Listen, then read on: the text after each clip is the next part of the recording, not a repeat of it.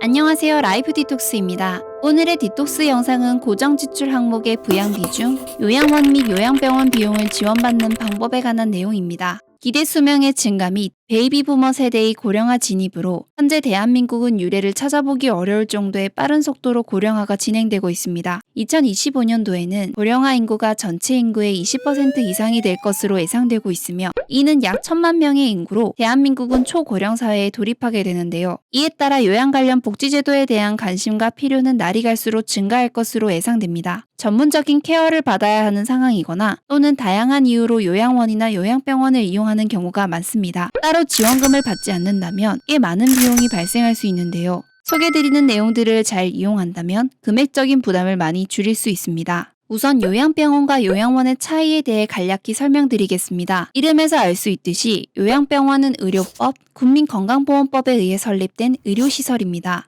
따라서 치료나 재활이 주 목적인 분들이 주로 이용하게 되시는데요. 노인성 질환자나 만성 질환자 또는 급성기 치료를 마친 후 추가적으로 더 케어가 필요할 때 이용하실 수 있습니다. 요양원의 경우 노인복지법, 장기요양법에 의해 설립된 복지시설입니다. 치매 등 노인성 질환으로 거동이 불편하거나 돌봄이 필요한 경우 보통 이용하십니다. 따라서 의료시설인 요양병원은 의료인, 즉 의사, 간호사가 상주하고 있는 것이 가장 큰 특징입니다. 보통 요양병원은 환자 40명당 의사 1명, 환자 6명당 간호사 1명, 환자 100명당 물리치료사 1명, 병원당 사회복지사 1명 등의 비율로 구성되어 있는 것이 특징입니다. 반면 복지시설인 요양원은 요양보호사가 중심인 것이 가장 큰 특징입니다. 요양보호사의 경우 입소자 2~3명당 1명의 비율로 정해져 있는데요. 교대 근무 등을 고려하면 실제로는 입소자 5에서 6명당 요양보호사 1명이 근무하고 있다고 보시면 됩니다. 요양보호사 외의 인력을 살펴보면 의사 또는 계약의사가 요양원당 1명 이상, 입소자 25명당 간호사 또는 간호조무사 1명, 사회복지사 물리치료사 각각 1명에 입소자 100명이 추가될 때마다 각각 1명씩 더 추가됩니다. 대부분 의사의 경우 상주의사가 아닌 계약의사로 되어 있으며 입소자 대비 간호사의 비율이 높지 않아 요양보호사가 메인이라고 생각하시면 됩니다.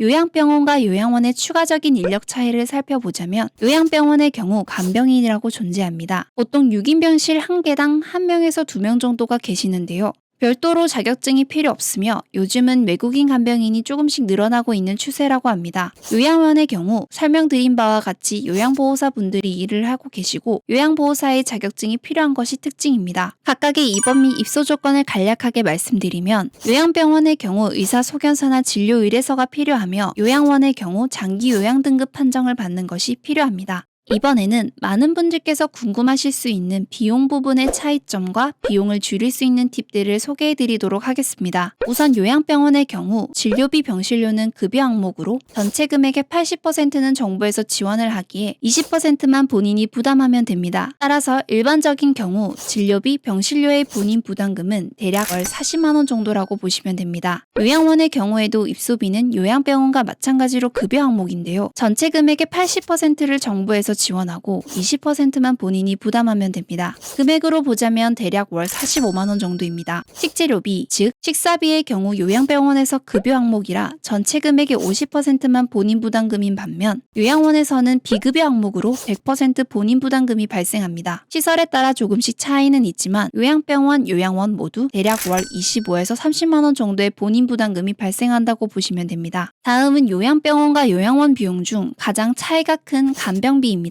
요양병원에서는 비급여 항목으로 정부 지원금이 없어 본인이 100% 부담해야 되는 반면 요양원에서는 급여 항목으로 정부에서 100% 지원하여 본인 부담금이 없는 것이 특징입니다. 그렇다면 요양병원의 간병비는 얼마나 될까요? 보통 병실당 1명에서 2명의 공동 간병인이 있는데요. 6인 기준 간병인 1병일 때는 1인당 하루 2만 원, 6인 기준 간병인이 2인일 때는 1인당 하루 4만 원 정도의 비용이 발생되어 월 평균 60에서 120만 원 정도의 비용이 발생합니다. 만약 1대1 개인 간병인을 별도로 구하고 싶다면 병원과 연결된 곳에서 구하거나 아니면 개인적으로 고용하게 될 텐데 이 경우 비용은 평균적으로 하루 10만 원이라고 보시면 됩니다. 이외에도 상급병실 이용료가 있는데요. 상급병실 이용료의 경우 요양병원에서 4에서 6인실을 사용한다면 병실 사용료에 추가 비용이 없지만 VIP 1, 2인실 등은 비용은 추가 비용이 발생합니다. 보통 2인실의 경우 하루 7에서 10만원, 1인실 하루 15만원, VIP 하루 20만원의 추가 비용이 발생합니다. 요양원의 경우에도 동일하게 상급병실 이용은 비급여 항목이며 지역 및 시설에 따라 비용이 조금씩 다르지만 평균적으로 2인실의 경우 하루 1만원, 1인실의 경우 하루 대략 15,000원 정도의 추가 비용이 발생합니다. 아무래도 의학적인 처치를 받아야 하는 경우가 많은 요양병원의 경우 약물주사, 재활치료도 많이 이루어지는데요. 이때 비급여 치료비 항목의 경우 추가적인 본인 부담금이 발생될 수 있으며 이 외에도 기저귀, 물티슈 등의 개인 소모품비, 미용비 등도 비급여 항목으로 본인 부담금이 발생할 수 있습니다. 이 비용들을 종합해보면 상급병실 이용 여부, 간병비, 비급여 치료 정도에 따라 비용이 다소 차이가 날 수 있으나 보편적으로 요양병원은 월 140만원, 요양원은 월 80만원 정도 선에서 비용을 생각하시면 됩니다. 그렇다면 시설 이용 비용을 줄일 수 있는 방법은 없을까요? 지금부터 두 가지 방법을 소개해 드리려고 하는데요. 첫 번째로 본인 부담 상한제를 이용하는 것입니다. 본인 부담 상한제란 아무리 병원비가 많이 나오더라도 일정 기준 이상으로 초과한 금액은 건강보험에서 부담하는 제도인데요.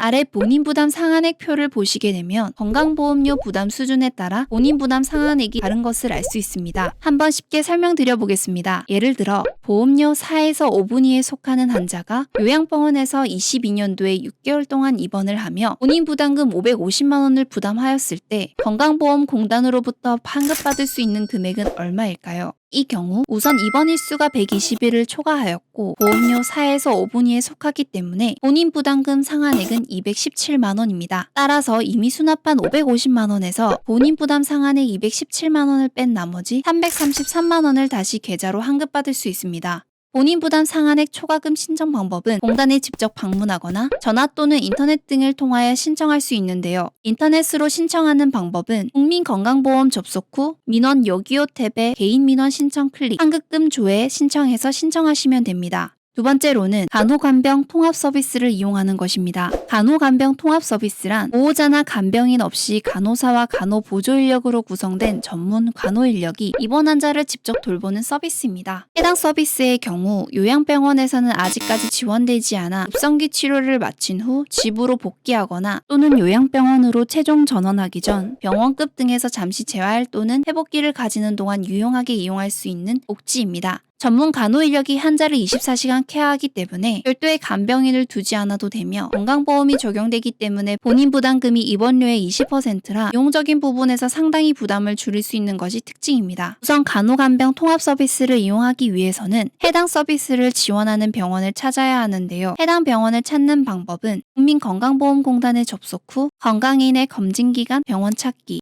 왼쪽 탭의 병 의원 정보에서 간호간병 통합 서비스 병원 찾기를 클릭 후 가고자 하는 위치를 설정하신 후 병원에 연락해 보시면 됩니다.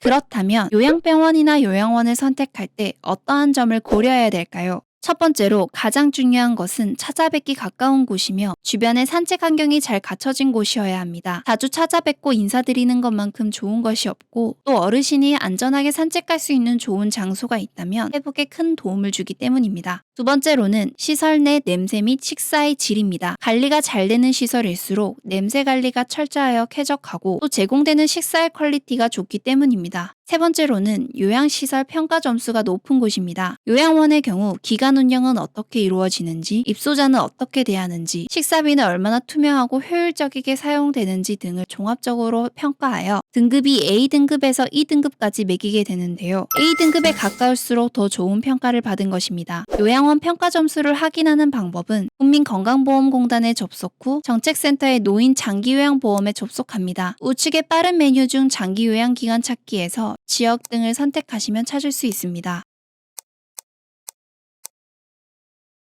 요양병원의 경우 의사 및 간호사 1인당 환자 수가 어떻게 되는지, 환자가 병원 생활을 하며 체중이 감소하진 않는지, 당뇨병 환자나 치매 환자의 경우에는 관련 검사 실시를 적절히 하는지, 또 욕창이 새로 생긴 환자는 없는지 등에 따라 1등급부터 5등급까지 등급을 매겨집니다. 1등급에 가까울수록 더 좋은 평가 점수를 받은 것이지요. 요양병원 평가 점수를 확인하는 방법은 건강보험 심사평가원에 접속 후 의료정보의 병원 약국 찾기를 클릭합니다. 왼쪽 탭에 우리 지역 좋은 병원 요양병원 찾기를 클릭한 후 요양병원을 선택하여 상단에 검색하고자 하는 지역을 설정하여 검색합니다. 시설 등급에 따라 정렬하여 1등급 평가시설부터 확인할 수 있습니다. 힘들 수 있는 상황에서 소개드리는 정보들이 조금이나마 도움이 될 수 있었으면 좋겠습니다. 이상 라이프 디톡스였습니다. 오늘도 디톡스 하세요.